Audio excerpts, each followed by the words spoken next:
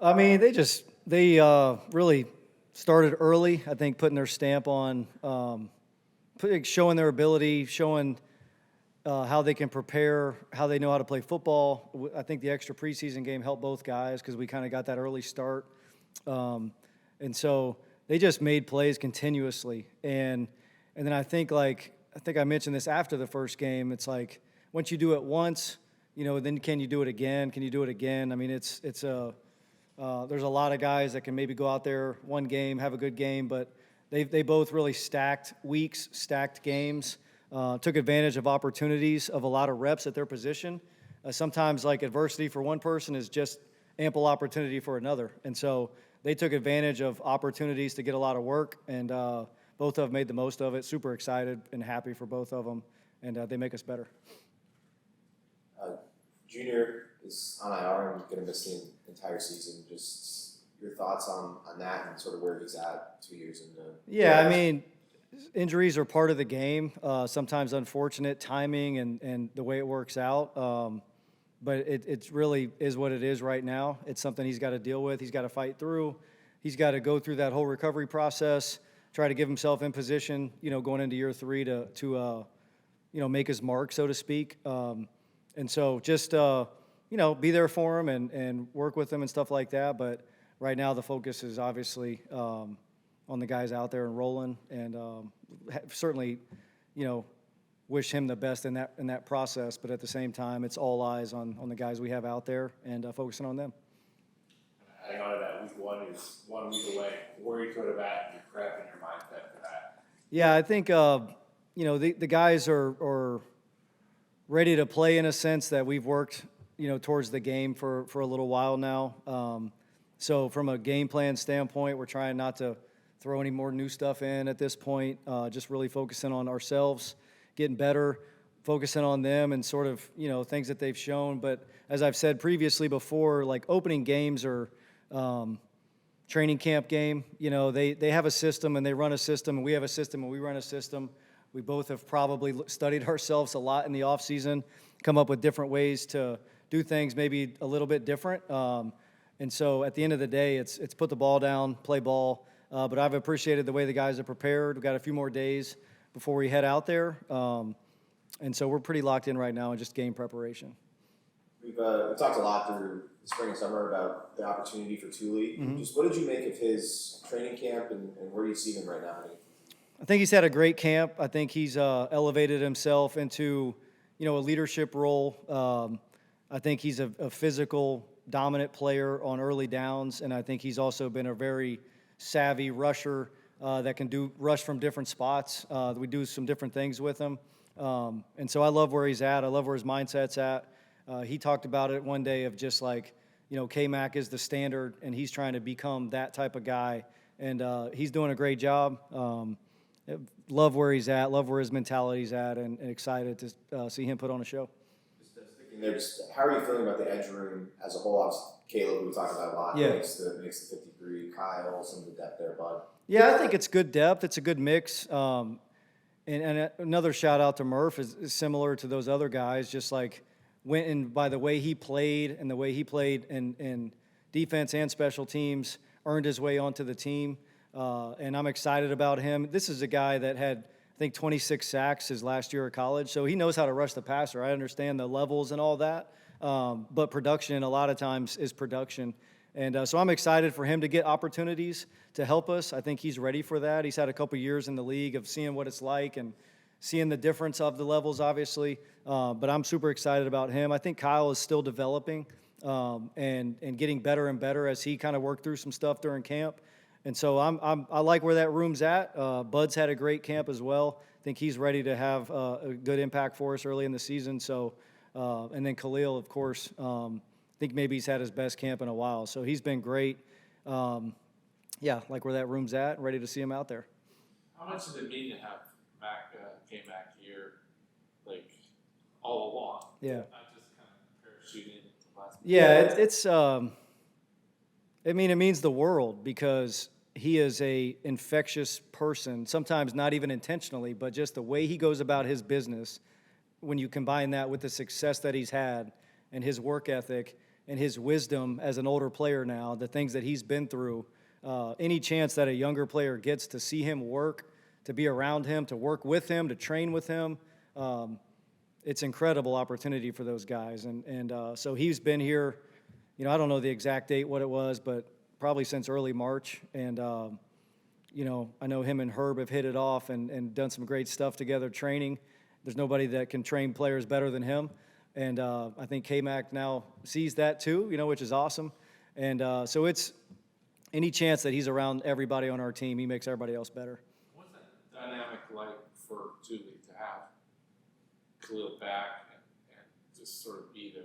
Yeah, I mean, it's a similar situation. It's a opportunity for a guy to be able to look across the room in the meeting room, be able to look across the field on the other edge, and see a guy that's done it for a long time at a really high level, that is still getting better, that is still working and training as if he hasn't done anything. And that's what I love and respect about Khalil, is just how he works.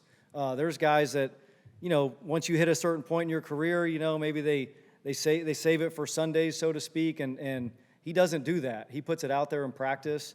He's a great example of how we want guys to operate in preparation. So just an unbelievable force for our defense and for the guys in that room to be able to see him every day. Kind of a big picture question for you if you go into year 2 in the NFL as a DP. Did you learn anything in year 1 that you'll have in your toolkit for week 1 and beyond this year? Yeah, a lot of stuff. Probably not stuff I want to share with Andy Reid and Matt Nagy. But yeah, I think any experience is, learning, getting better, trying to take what happened, digest it. The thing I love about the National Football League is the time that you have to do that when there's really no other responsibilities outside of the football team and building the team. And so when the season's over, you get a real opportunity to dive in. I always look at myself first. That's just how I try to operate and see things that we can do better, that I can do better. And so, there's a list of a lot of things, and we're trying to implement things that we think will make us better as a unit, and we'll find out on Friday. Daiyan was named obviously one of the captains earlier this week. Just what does that say to you about just the rise, I guess, of his voice off the field that he's had over the last year? Yeah, he's a guy that certainly has earned that role, I would say. Another guy that was here a ton throughout the whole offseason. I thought he really started to become that guy towards the middle to latter part of last year, and I think the guys saw that. And so another one that just how he prepares, how he works, and then how you play. When you put all those things together, you become a leader naturally. And then, of course, he wears the green dot, so the guys hear him talk. He's always kind of relaying messages for me in the huddle, relaying his own messages in the huddle, and just an unbelievable, does that in an unbelievable way because of his energy and his infectious personality. So I couldn't be happier and more proud of him and just how he's kind of let that happen without forcing it.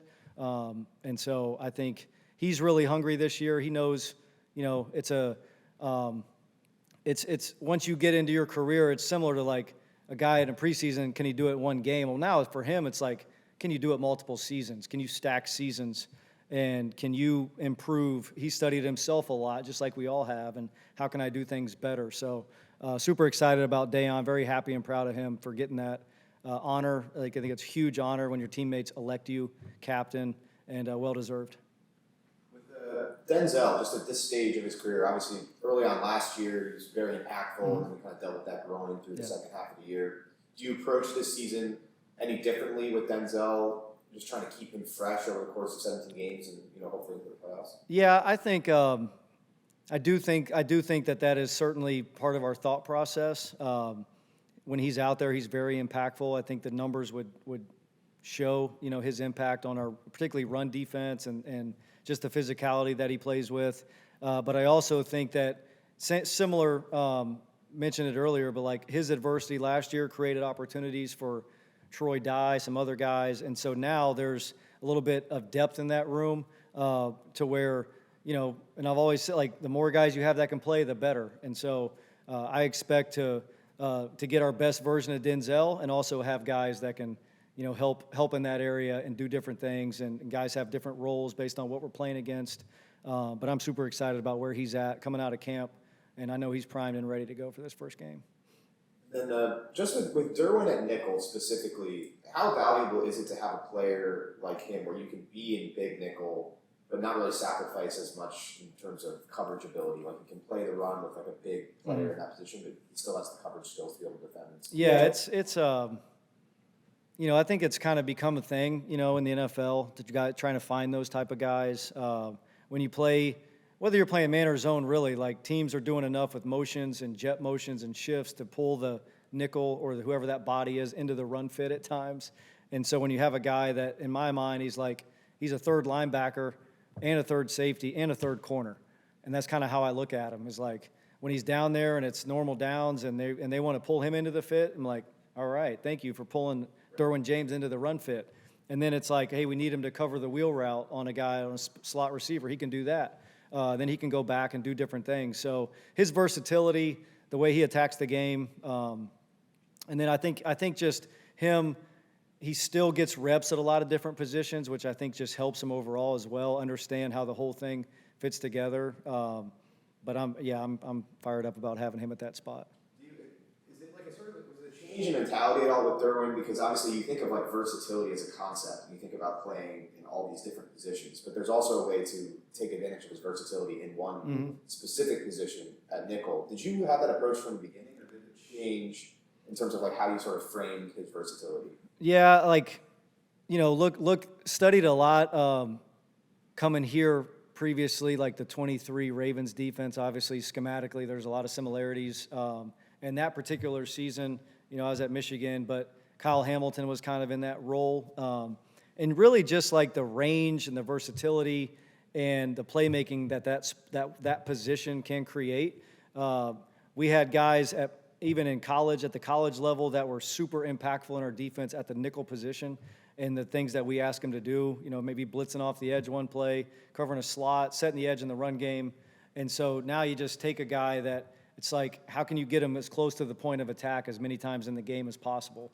And so that's the vision. And then I mentioned this last year. He's still good enough if personnel dictates to go back and do what he needs to do or to go to a different spot. But yeah, his versatility really, you know, I mentioned like that nickel spot is sometimes a linebacker, sometimes a corner, sometimes a safety. So his versatility certainly thrives when we have him in that position.